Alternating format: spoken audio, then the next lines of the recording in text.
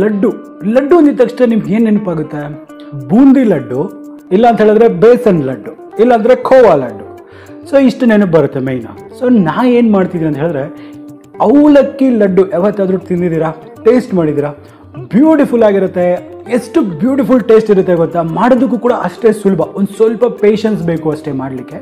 But ತುಂಬಾ minimal ingredients ಇರುತ್ತೆ. ಇದು ಬಂದ್ಬಿಟ್ಟು ಇವಾಗ ಹೊಸದಾಗಿ ಮಾಡಿರ್ತಕ್ಕಂಥದ್ದು ತುಂಬ ಹಳೇ ಕಾಲದ ರೆಸಿಪಿ. ನಮ್ಮ ಅಜ್ಜಂದ್ರು ನಮ್ಮ ಮುತ್ತಜ್ಜಿಯವರು ಮಾಡ್ತಾ ಇದ್ದಿದ್ದ ರೆಸಿಪಿ. ಆ ಒಂದು ಹಳೇ ಕಾಲದ ಒಂದು ರೆಸಿಪಿನ ನಿಮ್ಮ ಮುಂದೆ ತೊಗೊಂಡು ಬರ್ತಾ ಇದ್ದೀನಿ. ಅದುವೇ ಅವಲಕ್ಕಿ ಲಡ್ಡು. ಈ ಲಡ್ಡುನ ನೀವು ಬೇಕಾದರೆ ಹಬ್ಬ ಹರಿದಿನಗಳಲ್ಲೂ ಸಹ ಮಾಡ್ಕೋಬೋದು. ಅಷ್ಟು ಒಳ್ಳೆ ಒಂದು ಪ್ರಸಾದದ ಒಂದು ಐಟಮ್ ಸಹ ಇದು. ಸೊ ಹಾಗಾದರೆ ಈ ವಾರದ ಸ್ಪೆಷಲ್ ಅವಲಕ್ಕಿ ಲಡ್ಡು ಯಾವ ರೀತಿ ಮಾಡಬೇಕು ಅನ್ನೋದನ್ನ ನೋಡೋಣ, ನಡೀರಿ. ಸೊ ಅದಕ್ಕಿಂತ ಮುಂಚೆ ನಾನು ನಿಮ್ಮ ದೀಪಕ್ ಕ್ಷತ್ರಿಯ. ಈ ವಾರದ ದೀಪಕ್ಸ್ ಕಿಚನಲ್ಲಿ ನಿಮ್ಮೆಲ್ಲರಿಗೂ ಸ್ವಾಗತ. ನಡೀರಿ, ಈ ಅವಲಕ್ಕಿ ಲಡ್ಡು ಯಾವ ರೀತಿ ಮಾಡಬೇಕು ಅನ್ನೋದು ನೋಡೋಣ. ನನಗಂತೂ ತುಂಬ ಆಸೆ ಆಗ್ತಾ ಇದೆ.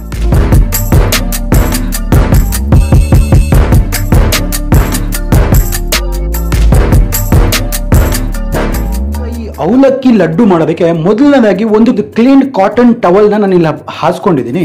ಸೊ ಇದರಲ್ಲಿ ನಾನು 2 ಕಪ್ನಷ್ಟು ಗಟ್ಟಿ ಅವಲಕ್ಕಿನ ಇದರಲ್ಲಿ ಹಾಕೊಳ್ತಾ ಇದ್ದೇನೆ. ನೋಡಿ, 2ನೇ ಕಪ್ಪು. ನೋಡಿ, ಮೊದಲನೇದಾಗಿ ನಾವು ಇದರಲ್ಲಿ ಒಂದು ಗಟ್ಟಿ ಅವಲಕ್ಕಿನ ತೊಗೊಂಡಿದ್ದೀನಿ. ಈ ಅವಲಕ್ಕಿಲಿ ಏನಿರುತ್ತೆ, ಸ್ವಲ್ಪ ಡಸ್ಟ್ ಇರುತ್ತೆ, ಒಂದು ಸ್ವಲ್ಪ ಡಸ್ಟ್ ಆಗಿರ್ಬೋದು, ಧೂಳು ಥರ ಇರುತ್ತೆ. ಸೊ ಇದನ್ನು ನಾವು ನೀರು ಹಾಕಿಬಿಟ್ಟು ತೊಳೆಯೋದಕ್ಕೆ ಇದಕ್ಕೆ ಆಗೋದಿಲ್ಲ. ಸೊ ಅದಕ್ಕಾಗಿ ನಾನು ಏನು ಮಾಡ್ತಾ ಇದ್ದೀನಿ, ಒಂದು ಬಟ್ಟೆ ತೊಗೊಂಡು ಆ ಬಟ್ಟೆ ಮೇಲೆ ಹಾಕಿಬಿಟ್ಟು ಅದನ್ನು ಚೆನ್ನಾಗಿ ಚೋಳಿಸ್ಕೊತಾ ಇದ್ದೀನಿ. ಅದನ್ನು ಚೋಳಿಸ್ಕೊಳ್ಳೋದು ಅಂತ ಹೇಳ್ತಾರೆ. ಅದನ್ನು ಚೋಳಿಸ್ಕೊಂಡ್ಬಿಟ್ಟು ಅದನ್ನು ಒಂದು ಸತಿ ಮರದ ಸಹಾಯದಿಂದ ಕ್ಲೀನ್ ಮಾಡ್ಕೊಂಡ್ರೆ ಬ್ಯೂಟಿಫುಲ್ ಆಗಿರ್ತಕ್ಕಂಥ ನಿಮಗೆ ಅವಲಕ್ಕಿ ರೆಡಿ ಆಗುತ್ತೆ. ಸೊ ಈ ಒಂದು ಟೆಕ್ನಿಕ್ನ ನೀವು ಮಾಡಲೇಬೇಕು. ಇಲ್ಲ ಅಂತ ಹೇಳಿದ್ರೆ ಲಡ್ಡು ಮಾಡಿರೋ ಟೈಮಲ್ಲಿ ಒಂದು ಸ್ವಲ್ಪ ಕಲ್ಲುಗಳು ಅಥವಾ ಏನಾದರೂ ಇರ್ತದೆ, ಡಸ್ಟ್ ಪಾರ್ಟಿಕಲ್ಸ್ ಸಿಗ್ತಕ್ಕಂಥ ಚಾನ್ಸಸ್ ಇರುತ್ತೆ. ಸೊ ಹಾಗಾಗಿ ಈ ಪ್ರೋಸೆಸ್ನ ಸ್ಕಿಪ್ ಮಾಡಬೇಡಿ. ನಾವು ಇದನ್ನು ಚೆನ್ನಾಗಿ ಹೀಗೆ ರಬ್ ಮಾಡಬೇಕಾಗತ್ತೆ. ಈ ರಬ್ ಮಾಡಿದಾಗ ಏನಾಗುತ್ತೆ, ಇದ್ರ ಧೂಳೆಲ್ಲ ಕೆಳಗೆ ಹೋಗುತ್ತೆ. ಇದನ್ನು ಒಂಥರ ಈ ಥರ ಮೂಟೆ ಥರ ಮಾಡಿಬಿಟ್ಟು ಇದನ್ನು ಚೆನ್ನಾಗಿ ಈ ರೀತಿ ಮಾಡೋಣ. ಯಾಕಂದರೆ ಇಲ್ಲಿ ಇರ್ತಕ್ಕಂಥ ಡಸ್ಟ್ ಆಗಿರ್ಬೋದು, ಧೂಳಾಗಿರ್ಬೋದು ಎಲ್ಲ ಬಂದ್ಬಿಡುತ್ತೆ.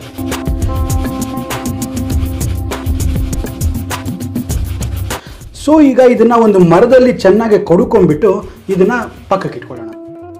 ನೋಡಿ, ಇಲ್ಲಿ ಒಂದು ಬಾಣಲೆನ ಬಿಸಿ ಮಾಡೋಕ್ಕೆ ಇಟ್ಟಿದ್ದೀನಿ. ಈ ಬಾಣಲೆ ಕೂಡ ಚೆನ್ನಾಗಿ ಬಿಸಿ ಆಗ್ತಾ ಇದೆ. ಒಂದು 4 ಸ್ಪೂನಷ್ಟು ತುಪ್ಪ ಹಾಕ್ಕೊಳ್ತೇನೆ.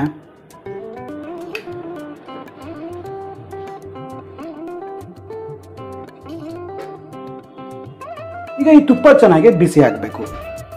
ಈಗ ಈ ತುಪ್ಪ ಚೆನ್ನಾಗಿ ಬಿಸಿ ಆಗಿದೆ. 1.5 ಟೀ ಸ್ಪೂನಷ್ಟು ಚಾಪ್ ಮಾಡಿರ್ತಕ್ಕಂಥ ಕ್ಯಾಶ್ಯೂ ನಟ್ಸ್ ಅಂತ ಹೇಳಿದ್ರೆ ಗೋಡಂಬಿನ ಹಾಕೊಳ್ತೇನೆ. ಹಾಗೆ 2 ಟೇಬಲ್ ಸ್ಪೂನಷ್ಟು ಬಾದಾಮಿನ ಹಾಕೊಳ್ತೇನೆ.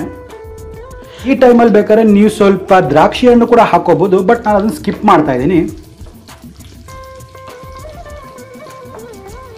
ಸೊ ಇವಾಗ ಇದು ಒಳ್ಳೆ ಒಂದು ಕೆಂಪು ಬಣ್ಣ ಬರೋವರೆಗೂ ನಾವು ಇದನ್ನು ಹುರಿಬೇಕಾಗತ್ತೆ. ನೋಡಿ, ಈಗೆಲ್ಲ ಚೆನ್ನಾಗಿ ಒಂದು ಕಲರ್ ಬರ್ತಾ ಇದೆ. ಇವಾಗ ನಾನು ಇದನ್ನೆಲ್ಲ ಒಂದು ಪ್ಲೇಟಲ್ಲಿ ಹೊರಗೆ ತಗೊಳ್ತೇನೆ.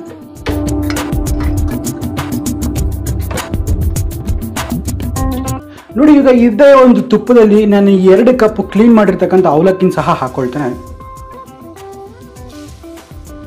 ಇದರಲ್ಲಿ ನಾನು 2 ಕಪ್ನಷ್ಟು ಗಟ್ಟಿ ಅವಲಕ್ಕಿನ ತೊಗೊಂಡಿದ್ದೀನಿ. ಈ ಗಟ್ಟಿ ಅವಲಕ್ಕಿನ ನಾನು ತುಪ್ಪದಲ್ಲಿ ಹಾಕಿಬಿಟ್ಟು ಚೆನ್ನಾಗಿ ಹುರಿತಾ ಇದ್ದೀನಿ. ಎಲ್ಲಿವಲ್ಲಿ ತುಂಬ ಸ್ವಲ್ಪ ಸಮಯ ತೊಗೊಳ್ಳೋದು ಅಂತ ಹೇಳಿದ್ರೆ ಇದನ್ನು ಕೆಂಪಿಗೆ ಹುರಿತಕ್ಕಂಥದ್ದು. ಮೀಡಿಯಂ ಫ್ಲೇಮಲ್ಲಿ ಇದನ್ನು ಒಂದು 5 ರಿಂದ 6 ನಿಮಿಷದ ಕಾಲ ಇದನ್ನು ಚೆನ್ನಾಗಿ ಹುರಿಬೇಕಾಗುತ್ತೆ. ಮೀಡಿಯಂ ಫ್ಲೇಮಲ್ಲಿ ಟೈಮ್ ತೊಗೊಂಡು ನೀವು ಇದನ್ನು ಒಂದು ಗೋಲ್ಡನ್ ಬ್ರೌನ್ ಆಗೋವರೆಗೂ ಇದನ್ನು ನೀವು ಹುರಿಲೇಬೇಕು. ಸೊ ಈಗ ಇದನ್ನು ಇದೇ ತುಪ್ಪದಲ್ಲಿ ನಾವು ಕೆಂಪು ಬಣ್ಣವರೆಗೂ ಅಂದರೆ ಒಂದು ಗೋಲ್ಡನ್ ಬ್ರೌನ್ ಬರೋವರೆಗೂ ನಾವು ಇದನ್ನು ಹುರಿತಾ ಇರಬೇಕಾಗತ್ತೆ. ನೋಡಿ, ಅಷ್ಟು ತುಪ್ಪ ಸಹ ಎಷ್ಟು ಜಲ್ದಿ ಹೀರ್ಕೊಂಡ್ಬಿಡುತ್ತೆ. ಇವಾಗ ಈ ತುಪ್ಪದಲ್ಲಿ ಹುರಿಯೋದೇ ನಮಗೆ ಮೇಯ್ನ್ ಟೇಸ್ಟ್ ಬರ್ತಕ್ಕಂಥದ್ದು.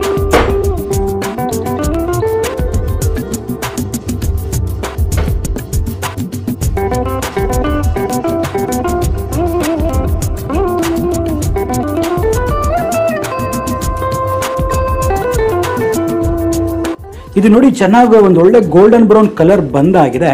ಸೊ ಈಗ ಏನು ಮಾಡೋಣ, ಫ್ಲೇಮನ್ನ ಕಮ್ಮಿ ಮಾಡಿಬಿಟ್ಟು ಸೊ ಇದನ್ನು ಒಂದು ಪ್ಲೇಟಲ್ಲಿ ಹಾಕಿಬಿಟ್ಟು ತಣ್ಣಗಾಗೋದಕ್ಕೆ ಬಿಡೋಣ. ಇದು ಕಂಪ್ಲೀಟಾಗಿ ತಣ್ಣಗಾಗಬೇಕು. ಅಲ್ಲಿವರೆಗೂ ಇದನ್ನು ತಣ್ಣಗಾಗೋದಕ್ಕೆ ಬಿಡೋಣ.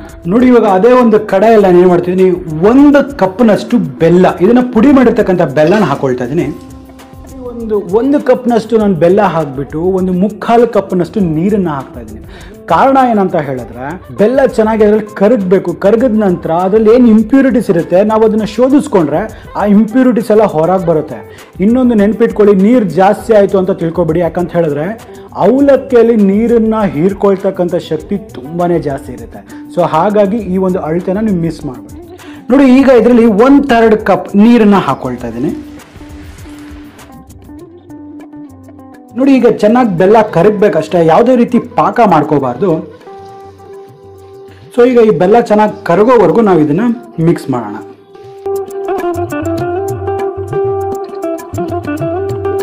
ನೋಡಿ, ಈಗ ಬೆಲ್ಲ ಎಲ್ಲ ಚೆನ್ನಾಗಿ ಕರಗಿದೆ, ಒಳ್ಳೆ ಫ್ರಾತ್ ಎಲ್ಲ ಆಗ್ತಾ ಇದೆ.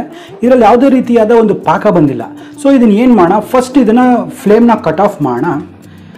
ನೋಡಿ, ಇವಾಗ ಈ ಬೆಲ್ಲದೊಂದು ಸಿರಪ್ ಏನಿದೆ, ಸೊ ಇವಾಗ ನಾವು ಇದನ್ನ ಚೆನ್ನಾಗಿ ಫಿಲ್ಟರ್ ಮಾಡ್ಕೊಂಬೇಡ, ಯಾಕಂದ್ರೆ ಇಲ್ಲಿ ಇರ್ತಕ್ಕಂಥ ಇಂಪ್ಯೂರಿಟೀಸ್ ಎಲ್ಲ ಹೋಗ್ಬಿಡುತ್ತೆ. ನೋಡಿ, ಈಗ ಹುರಿದಿರ್ತಕ್ಕಂಥ ಈ ಅವಲಕ್ಕಿ ಎಲ್ಲ ಚೆನ್ನಾಗಿ ತಣ್ಣಗಾಗಿದೆ. ಸೊ ನಾವೇನು ಮಾಡೋಣ, ಇದನ್ನೆಲ್ಲನೂ ಈ ಮಿಕ್ಸಿ ಜಾರಲ್ಲಿ ಹಾಕ್ಬಿಟ್ಟು ಒಂದು ರವೆ ಕನ್ಸಿಸ್ಟೆನ್ಸಿಯಲ್ಲಿ ಇದನ್ನು ನಾವು ರುಬ್ಬಬೇಕಾಗತ್ತೆ.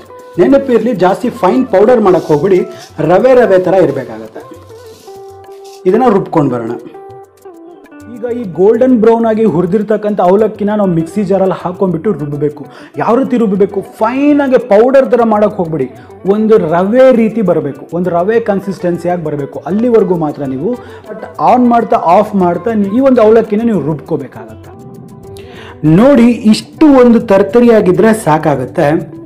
ಈ ಒಂದು ಥರ ರವೆಯಾಗಿ ಇರಬೇಕಾಗತ್ತೆ. ಜಾಸ್ತಿ ಫೈನು ಮಾಡಬಾರ್ದು, ಜಾಸ್ತಿ ಕೋರ್ಸು ಮಾಡಬಾರ್ದು. ಸೊ ಈಗ ಇದನ್ನು ಪಕ್ಕಕ್ಕೆ, ಈಗ ಫಿಲ್ಟರ್ ಮಾಡಿರ್ತಕ್ಕಂಥ ಈ ಬೆಲ್ಲದ ಪಾಕನ ಮತ್ತೆ ಇದರಲ್ಲಿ ಇದೇ ಒಂದು ಕಡಾಯಲ್ಲಿ ಹಾಕ್ಕೊಳ್ತೇನೆ.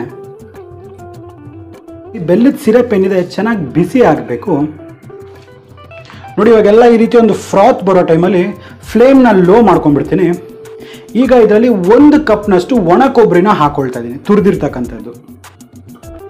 ನೋಡಿ, ಈಗ ಮೋಸ್ಟ್ ಇಂಪಾರ್ಟೆಂಟ್ ಪಾರ್ಟ್ ಈ ಒಂದು ರೆಸಿಪಿಲಿ ಅಳತೆಗಳು, ಮೆಜರ್ಮೆಂಟ್ ಅನ್ನೋದು ತುಂಬಾ ಇಂಪಾರ್ಟೆಂಟ್. ಯಾವುದೇ ಒಂದು ಸ್ವೀಟ್ ಮಾಡಬೇಕಂದ್ರೂ ಅದೊಂದು ಡೆಸರ್ಟ್ ಮಾಡಬೇಕಂದ್ರು ಈ ಒಂದು ಫಾರ್ಮುಲಾನ ನೆನಪಿಟ್ಕೊಳ್ಳಿ. 2:1:1 ಅಂದರೆ 2 ಪಾಲು, 2 ಕಪ್ನಷ್ಟು ನಾವು ಅವಲಕ್ಕಿನ ತಗೊಳ್ತಾ ಇದ್ದೀವಿ, 1 ಕಪ್ನಷ್ಟು ಬೆಲ್ಲ ತಗೊಳ್ತಾ ಇದ್ದೀವಿ, ಮತ್ತು 1 ಕಪ್ಪಿನಷ್ಟು ಒಣ ಕೊಬ್ಬರಿ ತುರಿಯನ್ನು ತಗೊಳ್ತಾ ಇದ್ದೀವಿ. ಈ ಒಂದು ಫಾರ್ಮುಲಾದಲ್ಲೇ ನಾವು ಈ ಒಂದು ಅಡುಗೆಗಳನ್ನೆಲ್ಲ ಮಾಡಬೇಕಾಗತ್ತೆ. ಸೊ ಈಗ ಇದನ್ನು ಚೆನ್ನಾಗೆ ಒಂದಕ್ಕೊಂದು ಹೊಂದ್ಕೊಳ್ಳೋವರೆಗೂ ಇದನ್ನು ಚೆನ್ನಾಗಿ ಮಿಕ್ಸ್ ಮಾಡೋಣ.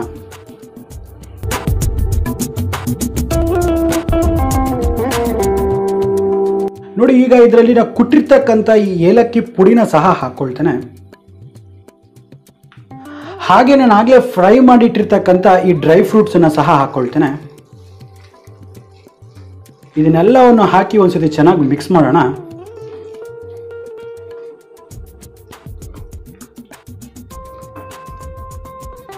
ಈಗ ನಾವು ಈ ಅವಲಕ್ಕಿಯನ್ನು ಹುರಿದು ಪುಡಿ ಮಾಡಿರ್ತಕ್ಕಂಥ ಈ ಅವಲಕ್ಕಿ ರವೆನ ಸಹ ಹಾಕ್ಕೊಳ್ತೇನೆ. ಸೊ ಈಗ ಇದು ಚೆನ್ನಾಗಿ ಒಂದಕ್ಕೊಂದು ಹೊಂದ್ಕೊಳ್ಳೋವರೆಗೂ ಇದನ್ನು ಚೆನ್ನಾಗಿ ನಾವು ಮಿಕ್ಸ್ ಮಾಡಬೇಕಾಗತ್ತೆ. ನೆನಪಿರಲಿ, ಫ್ಲೇಮ್ ಜಾಸ್ತಿ ಇರಬಾರ್ದು.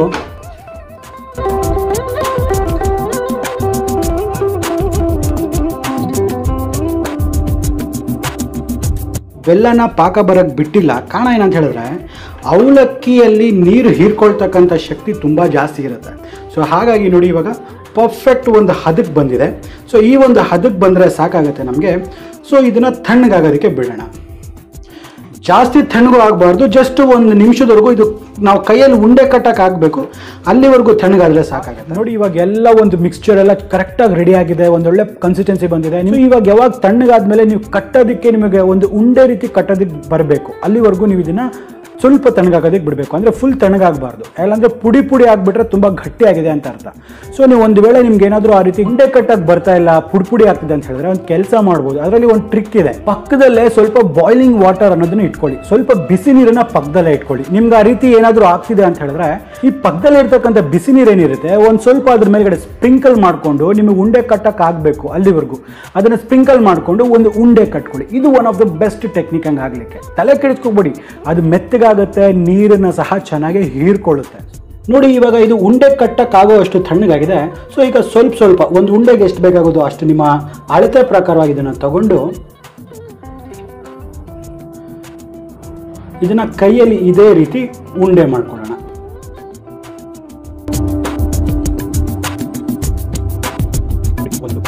ಈಗ ಇದೇ ರೀತಿ ಎಷ್ಟು ಉಂಡೆಗಳಾಗುತ್ತೋ ಅಷ್ಟು ಉಂಡೆಗಳನ್ನ ನಾವು ಮಾಡ್ಕೊಳ್ಳೋಣ.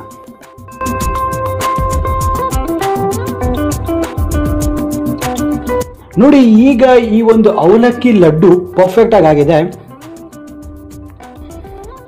ನೋಡಿ. ಈಗ ಇದನ್ನ ಒಂದನ್ನು ಓಪನ್ ಮಾಡಿ ತೋರಿಸ್ತೀನಿ ಎಷ್ಟು ಚೆನ್ನಾಗಿದೆ ಅಂದ್ಬಿಟ್ಟು. ನೋಡ್ತಾ ಇದ್ರೇ ಬಾಯಲ್ಲಿ ನೀರು ಬರ್ತಾ ಇದೆ ನೋಡಿ, ಎಷ್ಟು ಪರ್ಫೆಕ್ಟ್ ಆಗಿದೆ, ಎಲ್ಲೂ ಬಿರುಕು ಬಿಡ್ತಾ ಇಲ್ಲ ನೋಡಿ, ಎಷ್ಟು ರವೆ ರವೆಯಾಗಿ ಪರ್ಫೆಕ್ಟ್ ಆಗಿದೆ ಮಾತ್ರ. ಇಷ್ಟು ಒಂದು ಚೆನ್ನಾಗಿದೆ. ನೋಡಿದ್ರಲ್ಲ ಎಷ್ಟು ಸುಲಭ ಅಂದ್ಬಿಟ್ಟು. ನಾನು ಹೇಳ್ತಿದ್ದೀನಿ ಅಂತಲ್ಲ, ಜಸ್ಟ್ ನೀವು ಇದನ್ನು ಮಾಡಿ ನೋಡಿ. ಯಾವಾಗಲೂ ಈ ಬೂಂದಿ ಲಡ್ಡು, ರವೆ ಉಂಡೆ ಅಥವಾ ರವೆ ಲಡ್ಡು ಈ ಥರದನ್ನೇ ಮಾಡಿರ್ತೀರ. ಇದು ಒಂಥರ ಡಿಫ್ರೆಂಟ್ ಇರುತ್ತೆ, ಆರೋಗ್ಯಕ್ಕೂ ಕೂಡ ತುಂಬ ಒಳ್ಳೆಯದಿದು. ಯಾಕಂದರೆ ಇದರಲ್ಲಿ ಹಾರ್ಮ್ ಮಾಡ್ತಕ್ಕಂಥ ಯಾವುದೇ ಇಂಗ್ರೀಡಿಯೆಂಟ್ಸ್ ಸಹ ಇಲ್ಲ ಇದರಲ್ಲಿ. ಅಷ್ಟು ಬ್ಯೂಟಿಫುಲ್ ಆಗಿರುತ್ತೆ ಇದನ್ನು ಮಾತ್ರ. ಸೊ ನೀವು ಇದನ್ನು ಹಬ್ಬ ಹರಿದಿನಗಳು ಈ ಒಂದು ಲಡ್ಡುನ ನೀವು ಪ್ರಸಾದದ ರೀತಿಯಲ್ಲೂ ಸಹ ನೀವು ಇದನ್ನು ಕೊಡ್ಬೋದು. ಅಷ್ಟು ಶ್ರೇಷ್ಠ ಕೂಡ ಇದು. ಸೊ ನಂಗೆ ಅನಿಸುತ್ತೆ ನಿಮಗೆ ವಿಡಿಯೋ ಇಷ್ಟ ಆಗಿದೆ ಅಂದ್ಬಿಟ್ಟು. ಇಷ್ಟ ಆಗಿಲ್ವಾ, ಅದು ಯಾಕೆ ಇಷ್ಟ ಆಗಿಲ್ಲ ಅನ್ನೋದನ್ನ ನನಗೆ ಕಮೆಂಟ್ ಸೆಕ್ಷನಲ್ಲಿ ಬರೋದು ತಿಳಿಸಿ. ಯಾಕಂತ ಹೇಳಿದ್ರೆ ನಾನು ಏನಾದ್ರು ತಪ್ಪು ಮಾಡಿದ್ರೆ ಅದನ್ನು ತಿದ್ಕೊಳ್ಳೋದಕ್ಕೆ ನನಗೊಂದು ಸಹಾಯ ಆಗುತ್ತೆ. ಇಷ್ಟ ಆಗಿದ್ರೆ ವಿಡಿಯೋನ ಲೈಕ್ ಮಾಡಿ, ಸಬ್ಸ್ಕ್ರೈಬ್ ಮಾಡಿ. ನಾನು ನೋಡ್ತಿದ್ದೀನಿ ತುಂಬ ಜನ ವಿಡಿಯೋನ ಲೈಕ್ ಮಾಡ್ತೀರಾ ಬಟ್ ಸಬ್ಸ್ಕ್ರೈಬ್ ಮಾಡ್ಕೊಳ್ತಾ ಇಲ್ಲ.